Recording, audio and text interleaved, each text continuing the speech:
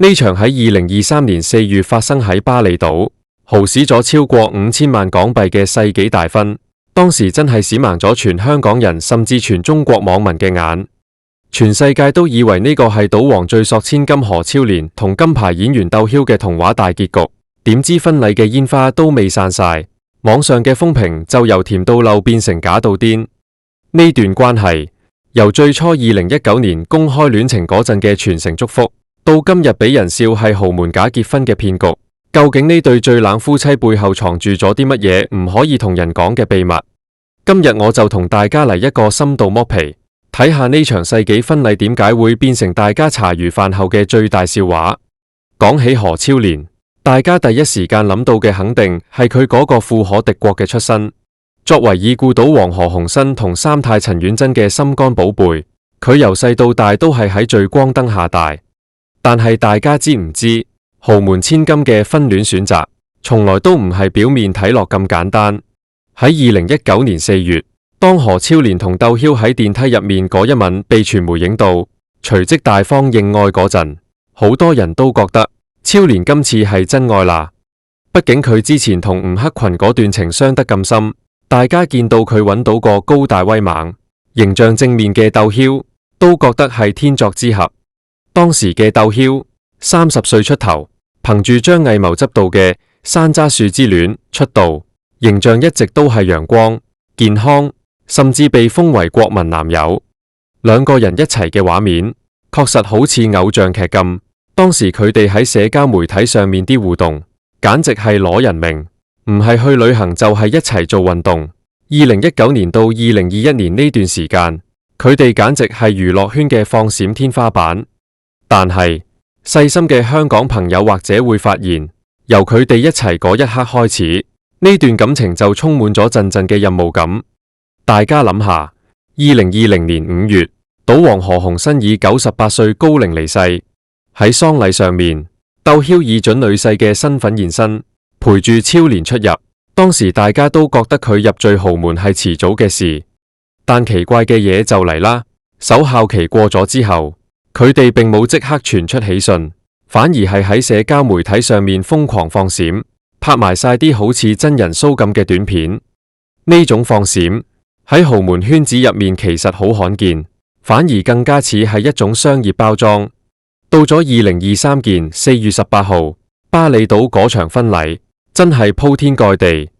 超蓮着住價值超過100萬嘅手工婚紗，戴住傳聞中價值1000萬嘅巨型鑽戒。但係眼尖嘅網民就發現咗一啲好尷尬嘅細節。第一，何家嘅大部分核心成員，包括三太陳婉珍，竟然冇第一時間出現喺大合照入面。雖然之後有補返上，但係嗰種豪門家族嘅認可感，比起佢家姐何超瓊或者何超瑩當年出嫁嗰陣嘅陣仗，簡直係細咗幾個碼。第二，婚禮現場雖然豪華，但總係俾人一種拍戲感，好似係為咗完成某種贊助合同而搞咁。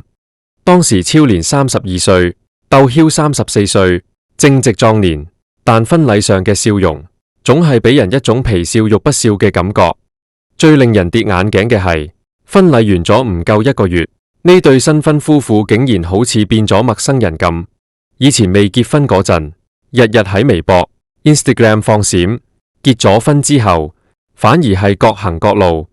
超蓮喺香港出席活動，單身隻影；竇驍喺大陸拍劇，連老婆生日都冇現身，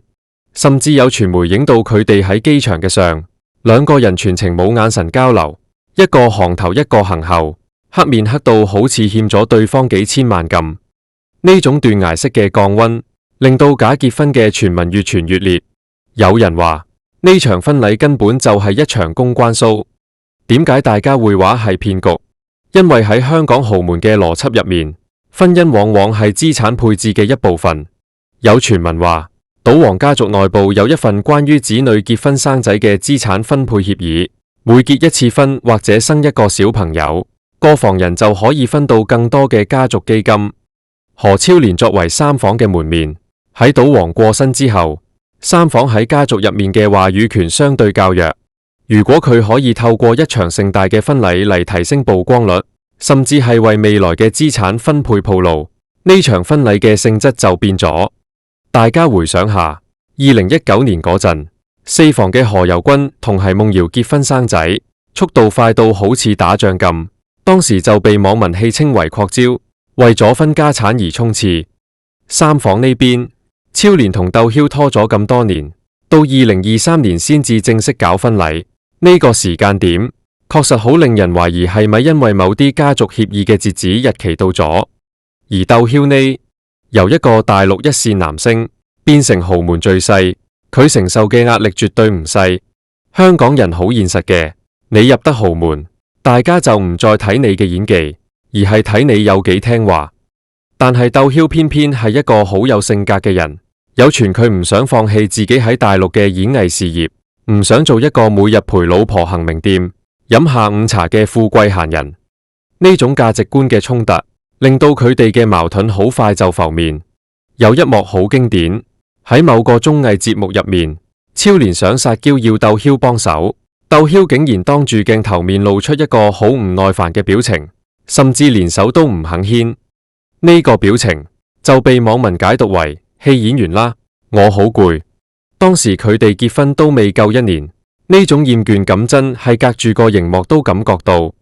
更有深度嘅分析指出，呢場婚姻可能係一場互取所需嘅商業合作。超蓮需要一個形象良好嘅丈夫嚟維持公眾形象同家族面子，等佢喺三房嘅生意上更有說服力。而竇驍可能需要豪門嘅人脈同資源嚟拓展佢喺商業領域嘅版圖，或者係為咗保護佢喺大陸嘅某啲資產。但係問題出喺邊？出喺大家低估咗生活呢樣嘢。演戲可以演幾日，但係生活係要對住24個鐘。超蓮由細到大都係千金小姐，習慣咗人哋圍住佢轉，佢對愛情嘅想象可能係好浪漫、好霸道總裁式嘅。而竇驍雖然係明星，但本質上係一個北方漢子，大男人主義根深蒂固。兩個性格咁強嘅人，如果冇咗最初嗰種因為新鮮感而產生嘅吸引力，剩下嘅就只有尷尬。我哋再睇返佢哋最近嘅互動，簡直可以用冷到入骨嚟形容。2024年，超蓮喺接受訪問嗰陣，被問到同老公見面嘅時間，佢竟然話大家都有各自嘅工作，已經成個月冇見。一個新婚冇耐嘅妻子講呢番話嗰陣，竟然係一臉淡然。呢種老夫老妻嘅疏離感，發生喺一對30幾歲嘅年輕夫婦身上，真係好唔尋常。有人話佢哋其實一早已經協議好咗，各玩各嘅，只要喺公眾場合維持住嗰份豪門體面就得。但係偏偏佢哋連呢份體面都懶得去辦，機場黑面，活動分開行，社交媒體零互動。呢啲信號喺豪門婚姻入面，通常就係婚變嘅前奏。講到尾，呢場所謂嘅世紀婚禮，點解會成為最大笑話？係因為佢撕開咗豪門婚姻最殘酷嘅真相。當愛情被利益、家族聲譽同埋資產分配捆綁埋一齊嘅時候，再璀璨嘅鑽石都會失去光澤。香港人睇戲睇得多，但係現實中見到呢種好似劇本一樣嘅崩壞，依然會覺得唏噓。33歲嘅何超蓮，佢擁有咗全世界女人都羨慕嘅一切：金錢、名氣、美貌。但係喺佢嘅眼神入面，我哋睇唔到新婚嗰種幸福嘅光芒，反而係一種完成咗任務之後嘅疲態。而竇驍由當初山楂樹之戀入面嗰個純真嘅少年，變到今日被網民標籤為想做軟飯王但又做得唔甘心嘅男人，呢種人設嘅崩塌，對佢嘅演藝生涯其實係一種巨大嘅傷害。佢以為娶咗個公主就係進入咗上流社會，點知入到去先發現嗰度嘅規則佢根本玩唔轉。佢喺大陸嘅演藝事業因為豪門女婿呢個標籤，反而限制咗佢嘅戲路。好多導演覺得佢已經唔需要拍戲賺錢，或者係覺得佢身上嗰種貴氣太重，唔再適合演平民角色。呢種進退兩難嘅局面，可能就係佢喺婚禮之後變得咁冷淡嘅原因。呢段名存實亡嘅婚姻，究竟仲可以撐幾耐？係會好似林青霞或者其他豪門闊太咁，默默忍受幾十年，最後先嚟一個驚世離婚，定係會喺短時間內就宣告性格不合和平分手？其實答案已經寫咗喺佢哋各自冷漠嘅面孔上面。豪門入面嘅秘密，從來都唔係咩財產分配咁簡單，而係喺嗰啲金碧輝煌嘅大屋入面，究竟有冇一刻，兩個人係真心想同對方共度餘生嘅？或者對佢哋嚟講，2023年嗰場5000萬嘅婚禮，只係一場昂貴嘅閉幕禮，宣佈佢哋嘅真愛時代正式完結，取而代之嘅係冰冷嘅家族責任同合約精神。呢場最甜到最冷嘅變革，話俾我哋聽，金錢可以買到最豪華嘅婚禮，可以請到最專業嘅攝影師，甚至可以買到熱手上面嘅祝福，但係佢買唔到兩顆心嘅真正貼近。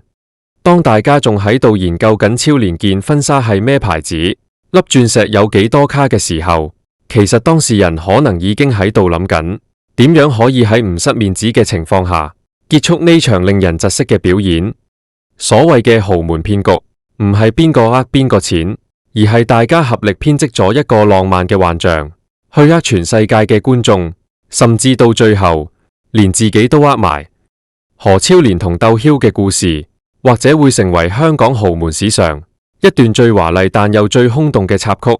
呢場世紀大戲，睇怕仲有排做，但我哋作為觀眾，睇完熱鬧之後，或者都應該諗下，我哋追求嘅幸福，係咪真係需要嗰5000萬嘅包裝？如果一場婚姻要靠演技嚟維持，咁呢種豪華，到底係榮耀定係一種折磨？其實睇返2019年佢哋啱啱公開嗰陣，超蓮眼中嗰份純粹嘅仰慕，同埋竇驍嗰份保護欲，或者當時真係有過真愛，